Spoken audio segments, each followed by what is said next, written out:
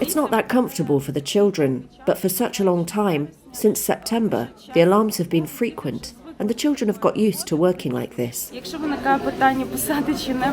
there's a choice between having and not having a test, the children take the test and keep working. We study maths, biology, chemistry, all the school subjects that we have on our timetable.